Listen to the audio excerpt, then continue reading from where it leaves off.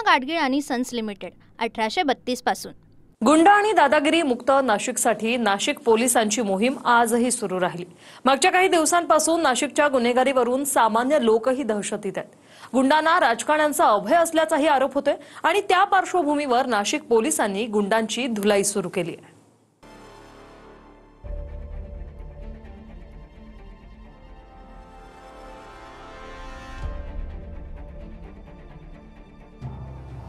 गेल्या काही दिवसांपासून नाशकात धिंगाणा घालणाऱ्या गुंडांची नाशिक पोलिसांनी धुलाई सुरू केली।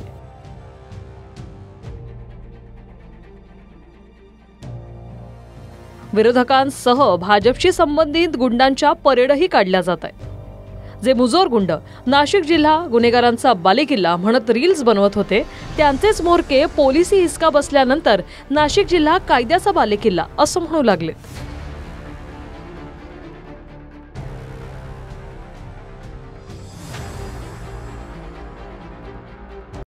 29 सप्टेंबरला नाशिकच्या सरकारवाडा पोलीस हद्दीत जुन्या वादातून गोळीबार झाला होता।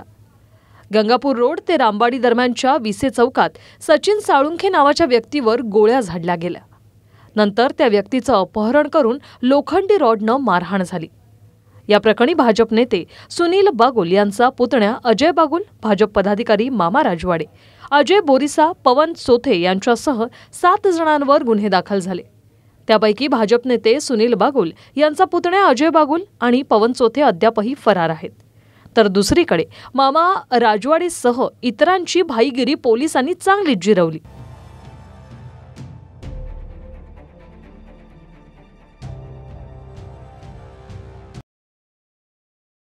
मंत्री महाजनांच्या दाव्यानुसार नाशिकमध्ये काही गुंडांना जास्त माज आलाय। रात्री रस्त्याने कुणाचा धक्का लागला तरी खून पडतायत। दारू पिऊन मोठ्या मोठ्या आवाजात ट्रिपल सीट गाड्या चालवल्या जात आहेत। MD सारख्या ड्रग्सचा वापर सर्रासपणे होतोय। कुणाकुणाची घरं आणि बंगले बळकावू लागले आहेत। सामान्यांच्या जमिनीवर स्वतःचे बोट झळकावले जात आहेत। टपऱ्या ठेवून मोठमोठ्या जमिनी हिसकावणं सुरू आहे। अशा वादात कुणी ॲट्रॉसिटी करतंय तर काही जण वादाला हिंदू मुस्लिम रंग देत आहेत। यामुळे माध्यमांमधून आमच्या सरकारवर टीका होत असली तरी यापुढे हे चालणार नसल्याचं गिरीश महाजनांनी म्हटलंय। I support Nashik police. आता काला दंडा, भयमुक्त नासिक हाजा झंडा। नासिक की जो वातावरण है बहुत ही खराब हो चुकी है। हम लोग पुलिस की मदद कर रहे हैं। काय है, लोक जरा दहशतीमध्ये आहे। त्यांना आम्हाला त्यांना सपोर्ट म्हणून सगळ्यांना त्याच्यासाठी आम्ही इथे उभे आहे। राजकीय नेत्यांचा जो काही म्हणजे गुंडागर्दीवाल्यांना सपोर्ट होता तो या पोलीस खरोखर अधिकाऱ्यांनी जो आता गेल्या 15 दिवसापासून जो भयमुक्त नाशिक करण्याचा जो प्रयत्न केलेला आहे, खरोखर त्यांच्या या कामासाठी सलाम त्यांना। त्यांनी योग्य कारवाई चालू केलेली आहे।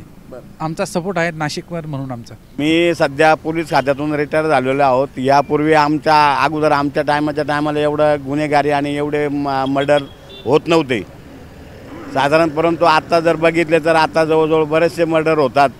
जे पोलिसांनी आता नवीन जो उपक्रम राबवला आहे तर त्याला आमचा सर्वांचा सपोर्ट आहे। दरम्यान गुंडांची हयगय नाही असं सांगत असताना कधी काळी भाजपनंच गुंडगिरीचे आरोप केलेले सुधाकर बडगुजरही महाजनांच्या पाठीशी उभे होते। त्यामुळे भाजपनं प्रवेश दिलेल्या गुंडांना येत्या महापालिकेत तिकीट देणार का या प्रश्नावर मात्र भाजप त्याचा विचार करेल असं उत्तर दिलं गेलंय। माननीय मुख्यमंत्री स्वतः गृहमंत्री आहेत, त्याच्याकडे अशा कुठल्याही गोष्टींना थारा नाही, आपल्याला याची कल्पना आहे। त्यांचं आतापर्यंत सगळं राजकीय त्यांचा इतिहास तुम्हाला माहिती आहे, त्यांचं राजकीय चारित्र्य तुम्हाला माहिती आहे।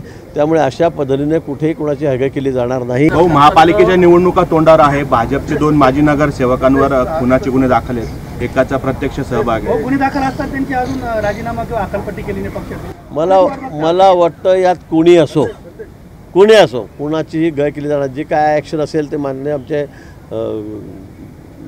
प्रमुख आहेत, अध्यक्ष आहेत, ते त्या ठिकाणी घेतील। नंतर गुन्हेगारी पार्श्वभूमी असलेल्या लोकांना तिकीट नका देऊ अशा पद्धतीची एक मागणी होती आहे। आपलं काय अजेंडा असणार आहे? निश्चित त्या संदर्भामध्ये भाजप विचार करेल। मी सांगितलंय आम्हाला गुंडगिरी मुक्त करायचं शहर आहे। आपण जो प्रश्न विचारलेला आहे निश्चित त्या बाबतही आम्ही विचार करू। चंदन पूजाधिकारी, TV9 मराठी, नाशिक। पूना गाडगीळ आणि सन्स लिमिटेड 1832 पासून।